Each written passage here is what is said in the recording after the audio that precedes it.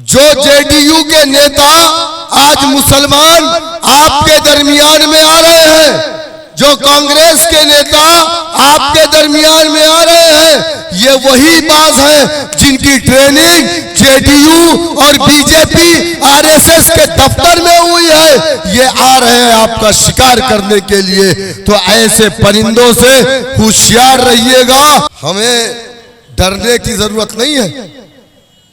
हम तब भी बाकी थे जब फिरौन, नमरूद, शद्दाद, कारून की हुकूमत थी।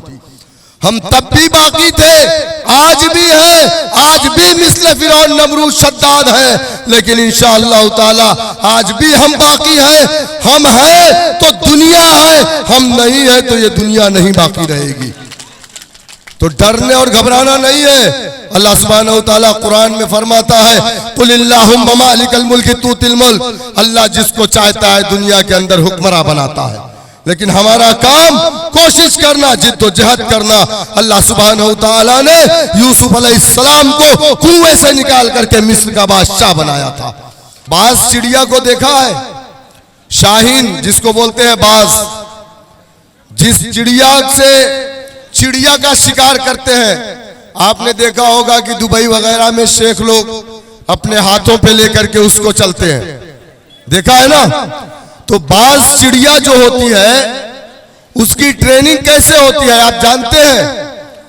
जब उसको फंसाया जाता है तो उसको ला करके सबसे पहले उसकी दोनों आंखों को सील दिया जाता है, दोनों आंखों को बंद कर दिया जाता है और उसको 2 से 3 दिन सोने नहीं दिया जाता।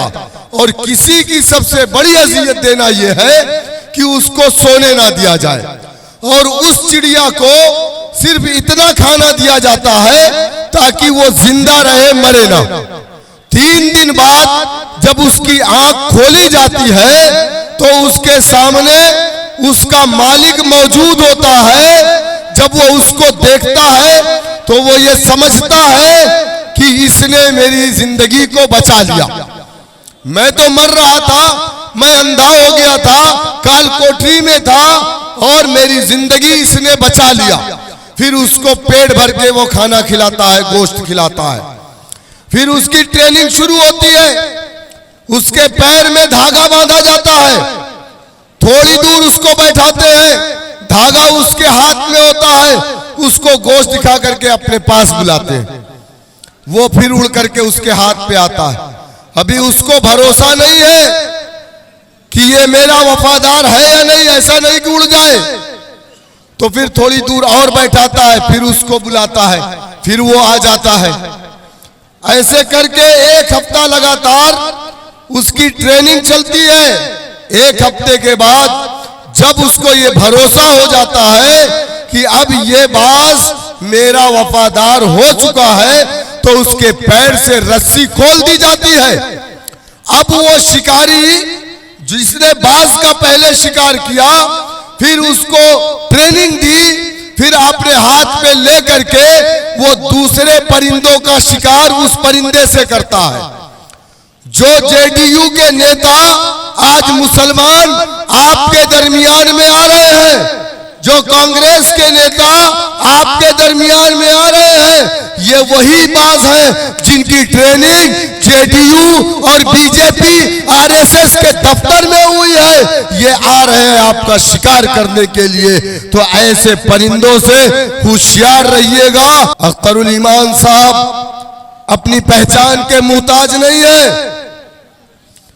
डॉक्टर जावेद की फोटो अगर लेकर के आप किशनगंज लोकसभा में घर पे जाओगे, अपनी माँ बहनों को दिखाओगे, तो वो कहेंगे हम नहीं पहचानते ये कौन है।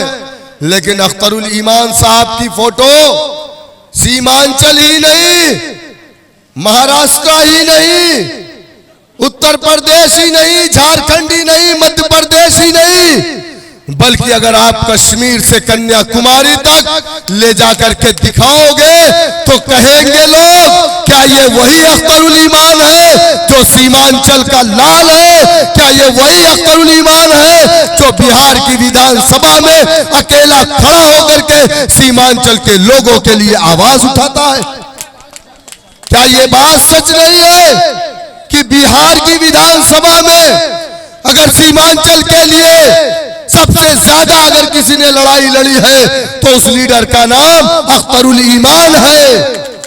क्या ये बात सच नहीं है कि हिंदुस्तान की पार्लियामेंट में या आज अगर पूरे हिंदुस्तान ने सीमांचल को जाना तो यकीनन बैरिस्टर असदुद्दीन ओवैसी साहब ने आपकी आवाज बन करके हिंदुस्तान की पार्लियामेंट में खड़े होकर के सीमांचल की आवाज को बुलंद किया। आपकी इंसाफ की लड़ाई, सीमांचल को स्पेशल स्टेटस दिलाने के लिए जो लड़ाई लड़ी है हिंदुस्तान की या बिहार की, चाहे वो राजद हो, चाहे जदयू हो, चाहे कांग्रेस हो, किसी के लीडर ने लफ्ज सीमांचल हिंदुस्तान की पार्लियामेंट में नहीं बोला। क्या मेरी बात गलत है? मेरे दोस्तों, मेरे बुजुर्गों, जो आपकी लड़ाई लड़ता है वही आपके वोटों का हकदार है। हमें डरने की जरूरत नहीं है। हम तब भी बाकी थे जब फिरौन, नमरूद, शद्दाद, कारून की हुकूमत थी। हम तब भी बाकी थे, आज भी है, आज भी मिस्ल फिरौन, नमरूद, शद्दाद है, लेकिन इंशाअल्लाह ताला आज भी हम बाकी हैं। हम हैं तो दुनिया है, हम नहीं है तो ये दुनिया नहीं बाकी रहेगी। तो डरने और घबराना नहीं है। अल्लाह सुब्हानहू तआला कुरान में फरमाता है, कुलिल्लाहुम्मा मालिकल मुल्क तूतिल मुल्क, अल्लाह जिसको चाहता है दुनिया के अंदर हुक्मरां बनाता है। लेकिन हमारा काम कोशिश करना, जिद्दोजहद करना। अल्लाह सुब्हानहू तआला ने यूसुफ अलैहिस्सलाम को कुएं से निकाल करके मिस्र का बादशाह बनाया था।